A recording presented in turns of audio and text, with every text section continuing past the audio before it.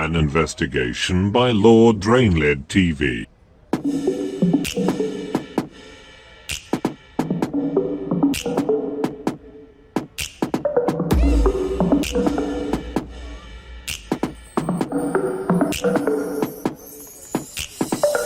A question that needs answering today is, what is public art? Is it art at all? And is it public?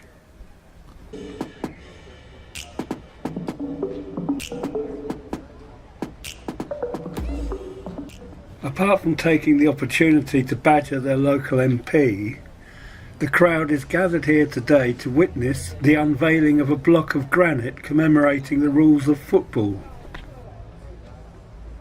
At a cost of around £150,000, grateful property developers have donated a sculpture to the citizens of Cambridge, or perhaps more accurately, to council bureaucrats who have smoothed their way to exploiting the current property bubble. The answer to the question as to whether the sculpture is public is probably yes, because it has been deposited in a public space, not far from a lamppost that is well known to local people and tourists alike as Reality Checkpoint. How comparatively known and remembered by the public this work will be remains to be seen. Could it perhaps become known as Reality Checkpoint 2, or maybe as a holding centre for refugees from reality itself? Whether it is art lies in the eye of the beholder. As we exist in a global art world, and this stone has not been worked by a humble artisan in the back streets of gentrified Cambridge, but comes from Italy, a question on social media from a New York artist becomes pertinent. Is it a pile of pizza boxes?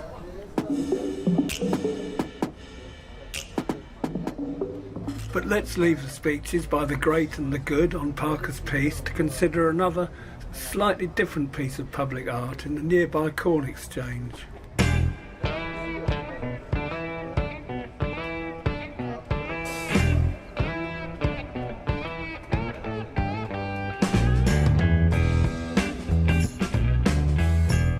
A few years ago, local historian Fons Chamberlain started a campaign for Pink Floyd founder Syd Barrett to be remembered in his hometown. Eventually this idea was taken over by Corn Exchange publicists and City Council arts workers. Around £10,000 was offered in a competition to design a suitable memorial to be kept in the Corn Exchange. On October the 27th, 2016, a concert was given by a Swedish band and orchestra and speeches made. But by January 1955, the first rock and roll record had topped the UK charts. Around 10% of tickets were offered free to Barrett family members, a few local musicians and celebrities from the outside world of Pink Floyd followers and associates. The winning design now resides in the Corn Exchange, but is it public? And is it art? Well, yes, it's public if you've got a ticket to a concert or get special viewing permission from the box office. It is an electrically powered kaleidoscopic installation representing a bicycle wheel through which can be seen changing Syd Barrett related images. So, with local people who have paid for it showing little interest, it is art when it's switched on. So, let's take another look at how the public art unveiling on Parker's piece is going. The office of High Sheriff is over 1,000 years old. Good evening, everybody, and it is a great honour and a privilege to be here to address you today. I might just spend a few moments, because you're probably all wondering, well, what on earth happened in 1848? It's been brilliant to work together with Alan and Neville, the artists, on planning the celebrations today. Well, the speeches seem to be far from over. So let's turn back a few more years to look at the Snowy statue outside Cambridge Guildhall. Whereas it took 10 years for the Syd Barrett Memorial to appear, it took only 5 for Snowy's. But this memorial to a popular local charity raiser has proved far more controversial. This may be because it is in full public view and larger than life. In fact, Snowy himself, albeit eccentric, always seem to blend in well with the busy shopping street. Art-wise, this mixture of figurative regards the mice and absurd abstraction doesn't seem to have done the trick with local shoppers, Snowy's greatest fans. Like the Football Rules Memorial on Parker's Peace, this statue was paid for by property developers, but at the cost of only £50,000. But hey, that's inflation. At which point we can return to see if the unveiling is about to happen. I wrote this poem to commemorate the occasion, and it's called Cambridge Rules OK. The beautiful game brings us passion and joy to many an adult or small girl or boy. It brings friends together and sometimes brings tears when you follow your team through the trophyless years.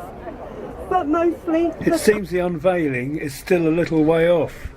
So we'll leave the poetry reading to have a look at another work of public art.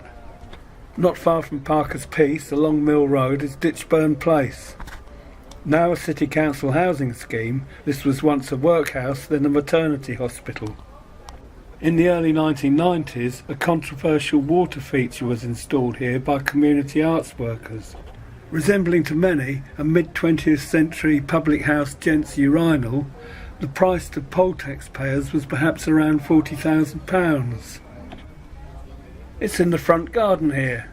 Somewhere. I think. It was anyway last time I saw it. Well, blow me down. It's gone. It looks like there's a little bit of it there. Look, in the bushes. Can you see it? Might be the water pump. So how does this piece stand up to our test? It's quite simple. It is neither public nor art because it no longer exists. After that disappointing revelation about a missing piece of what was public art, all bought and paid for, we can surely return to the unveiling on Parker's Peace. Okay, it gives me great pleasure to unveil this wonderful statue. Yay!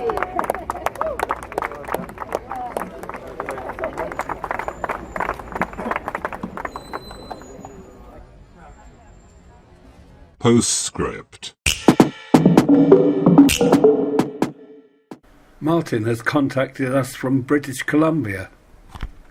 A public outcry about a $200,000 sculpture in Victoria commemorating fallen soldiers was met with accusations that the public simply don't understand art. Sandy from Ely mentions a lump of rock representing the Queen in Jubilee Gardens. And thanks again, Amy of New York, for the pizza boxes. Overall, the message about public art seems to be: don't criticise what you don't understand. Bureaucrats know best how to portray good causes. Lord Drainled TV, working for the community.